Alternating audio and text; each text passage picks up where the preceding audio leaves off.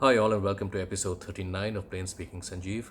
Yesterday, I had posted a teaser on Twitter about this episode, and I said it's going to be about the plane trip that helped save an airline. And I think that generated a lot of curiosity amongst many of you. I got a lot of messages asking what could this be about and can't wait to hear it, etc. So let's get into it. So let's start by flashing back to the year 2014, in fact, to the year 2013. 2013, oil prices in India globally were around 120, even $130 a barrel. Airlines were losing money. In October 2012, Kingfisher had collapsed. Most of the other airlines were bleeding. In 2014, oil prices remained around $120 a barrel. SpiceJet was fast running out of cash. Now, as a new management team, we did everything we could in 2014 to help, fix SpiceJet's operating situation. In fact, year on year, we managed to reduce losses by 50%. We improved the operational performance, became number one and number two on time, improved customer service, kept the aircraft clean, and did the basics. But eventually, end of the day, if you're cutting your losses by 50%, you're still making losses and you're still running out of cash. The analogy I like to use is that we got a aircraft. The airline was like an aircraft which was in a nosedive, and then we managed to pull it out of the nosedive, but fuel was running out. Fuel being cash. Everything we did managed to pull the aircraft out of the nosedive, but we might eventually have to crash land because we don't have fuel. So anyhow, what started happening in around mid 2014, we had been talking to potential investors to bring in cash into the airline, but for some reason or the other, those conversations didn't come to fruition. For circumstances mainly outside of SpiceJet's control. So by August 2014, some lessors had started wanting to take their aircraft back because we had fallen behind on payments, and I had the instruction from the then promoter, Mr. Maran, that whatever happens, pay your staff. So I was selectively returning some aircraft in order to conserve cash to be able to pay staff. But it was okay to do that. Our fleet size was 67. We can afford to give back 5, 6, even 7 aircraft because it's low season. You can manage your schedules. You can somehow make it returning a few aircraft. But what we can't afford to happen is let a bank run happen, which is that when one lessor sees another lessor taking aircraft back, they want theirs back too. Then soon, eventually, everybody wants the aircraft back, and then you have no aircraft left for the airline. So what started happening in August is that as other lessors saw some lessors starting to take the aircraft back, they started becoming very nervous.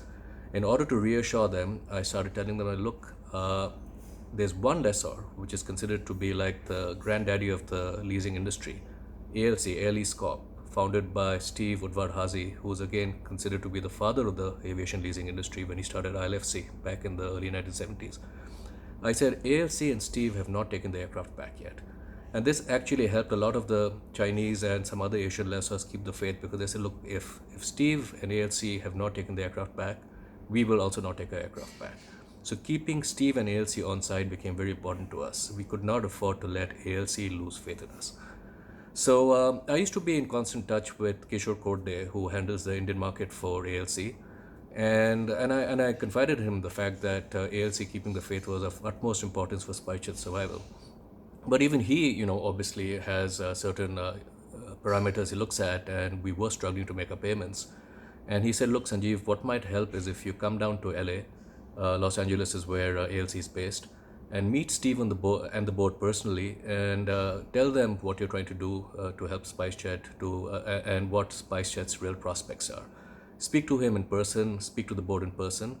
That might help ALC keep the faith, because ALC, remember, had also leased aircraft to Kingfisher, and they had to pull those back. So ALC has a lot of experience in operating in these kinds of environments where there's high risk, and keeping them informed was of primary importance for us. So in September 2014, I made a day trip literally to Los Angeles from Delhi. I remember I took an Emirates flight, arrived there late in the morning, took a day room in a hotel to freshen up.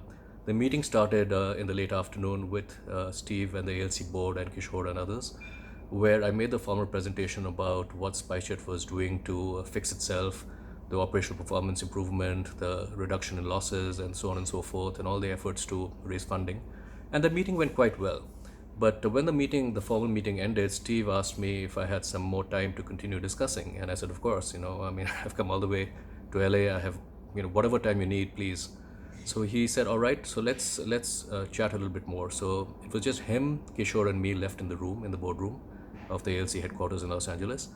And we started chatting aviation. And we talked for about an hour where Steve grilled me not just on SpiceJet further details, but just, we just talked about airplanes and aviation and airlines and how the industry was evolving and all kinds of stuff that passionate people talk about. And at the end of that 1 hour, Steve said, "Look, Sanjiv, your presentation helped make the case, but this conversation where I can clearly see your passion and the passion that the people of the airline have for SpiceJet, I can clearly see that, and that has convinced me to keep the faith. I will not be taking my aircraft back." And I had told him that, "Look, Steve, your decision is actually going to is going to influence a lot of other lessors, especially in Asia, who are looking to see what you do before they decide what to do." And he told me, "You can tell them that ALC is not taking the aircraft back." So that was, the outcome I was looking for. But what's very important is he said he made that judgment not basis spreadsheets and analysis and risk analysis, just theoretical analysis, but he made that judgment significantly due to what he saw was the passion of SpiceJet management to keep the airline alive and all of the efforts it was taking to save the airline. So that night, Kishore and team took me out to a lovely dinner to a fantastic steakhouse in Beverly Hills, and then dropped me back to the airport where I took the flight back. I didn't even spend the night in LA. And on the flight back, I started writing emails to all the other lessors saying that ALC is keeping the faith, that Steve Udvar-Hazy, that I met him personally, and that he is not going to take his aircraft back. And in the next 2 or 3 days, I started receiving emails back from various lessors saying, "All right, in that case, we are also keeping our aircraft. We are not going to take them back." So that one trip, people thought I was crazy to make a trip, for less than 24 hours just for one meeting. But the one trip helped SpiceJet stay alive.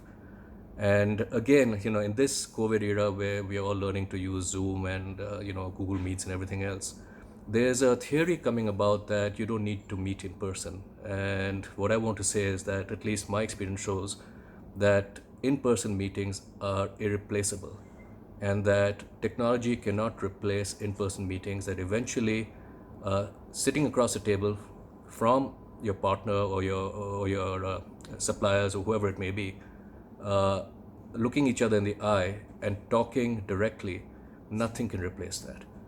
And equally important, I want to again stress the importance of passion.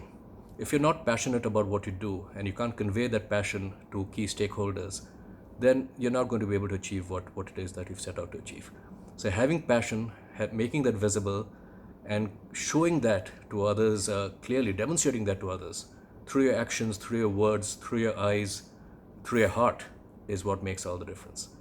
So hope that was interesting for you. Steve and Kishore and ALC, thank you so much for having saved SpiceJet that fateful September in 2014. And also, for those of you who are into aviation, you must know about the Smithsonian Air and Space Museum in Washington, D.C.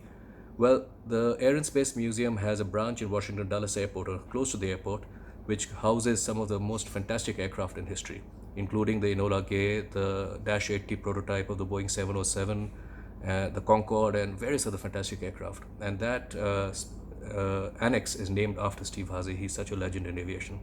So again, Steve and team, thank you, and hope you all found this interesting. Never lose the passion, and if you keep doing what you believe in, I think eventually you will prevail.